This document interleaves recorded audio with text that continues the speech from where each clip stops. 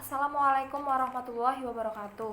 Perkenalkan, nama saya Ika Melia Nurul Janah, NIM 058, tingkat 3B, mahasiswi keperawatan Poltekkes Kemenkes Semarang, Prodi D3 Keperawatan Purwokerto. Kali ini saya akan menjelaskan matriks asuhan keperawatan keluarga. Matriks asuhan keperawatan keluarga disajikan dalam bentuk tabel yang terdiri dari tujuan, teori, kasus, pembahasan, dan kesimpulan.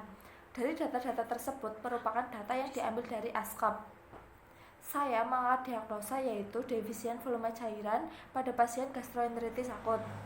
Untuk yang pertama dimulai dari pengkajian. Untuk teori, dalam pengkajian merupakan pengertian dari defisien volume cairan dan tanda dan gejala defisien volume cairan yang terdiri dari tanda gejala mayor dan tanda gejala minor. Untuk kasus diambil dari asuhan keperawatan yang sudah dicantumkan, yaitu data subjektif dan data objektif. Untuk pembahasan seperti analisis dari kasus dan teori, apakah di sini sudah sesuai pada kolom teori. Untuk kesimpulan yaitu bagian akhir dari pembahasan, apakah pembahasan sudah sesuai dengan teori yang dipaparkan dengan kasus yang ada di lapangan. Selanjutnya, untuk diagnosa keperawatan. Untuk teori terdiri dari batasan karakteristik dari defisien volume cairan sesuai dengan Nanda 2018-2020. Untuk di kasus saya tuliskan kembali untuk data subjektif dan data objektif. Tetapi di sini data yang paling merujuk pada diagnosa keperawatan defisien volume cairan supaya lebih jelas lagi bahwa diagnosa tersebut tepat untuk ditegakkan. Untuk pembahasan sama seperti pengkajian, apakah dari teori dan pembahasan sudah sesuai atau belum dengan yang disajikan. Dan untuk kesimpulan disimpulkan lagi dengan jelas. Untuk selanjutnya yaitu perencanaan.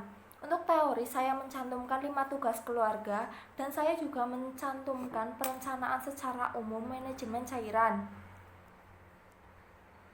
Berikut merupakan manajemen cairan, saya tuliskan hingga 13 poin. Untuk selanjutnya yaitu untuk kasus saya narasikan mengenai permasalahan yang terdapat pada keluarga. Untuk pembahasan sama seperti tadi, kesesuaian antara teori dan kasus, dan di sini disebutkan tindakan khusus yang akan dilakukan. Berikut merupakan tindakan khusus yang akan dilakukan. Saya mencantumkan 5 poin.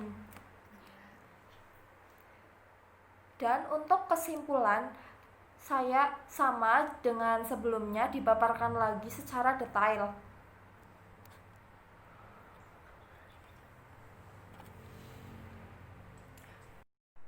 Untuk selanjutnya yaitu implementasi atau pelaksanaan. Untuk teori saya cantumkan tindakan yang akan dilakukan. Di sini saya mengacu pada perencanaan yang dituliskan. Untuk kasus, saya munculkan lagi kasusnya untuk menguatkan dari pelaksanaan sesuai dengan diagnosa. Untuk pembahasan sama dengan sebelumnya harus disesuaikan dengan teori dan kasus. Dan untuk kesimpulan saya cantumkan ketika pasien dapat menerima intake dengan baik dan pengetahuan dari perawat. Dan untuk yang terakhir yaitu evaluasi. Untuk teori saya paparkan mengenai definisi dari evaluasi menurut Padilla 2012 dan apa saja harapan-harapan defisien volume cairan secara umum. Untuk kasus di sini saya mencantumkan dari asuhan keperawatan yang dilakukan. Untuk pembahasan saya dengan yang sebelumnya sama dengan yang sebelumnya, apakah sesuai dengan antara teori dan kasus. Dan yang terakhir adalah kesimpulan, merupakan hasil akhir dari asuhan keperawatan tersebut. Jadi seperti itu yang dapat saya sampaikan dan paparkan. Apabila terdapat banyak kesalahan, saya mohon maaf. Wassalamualaikum warahmatullahi wabarakatuh.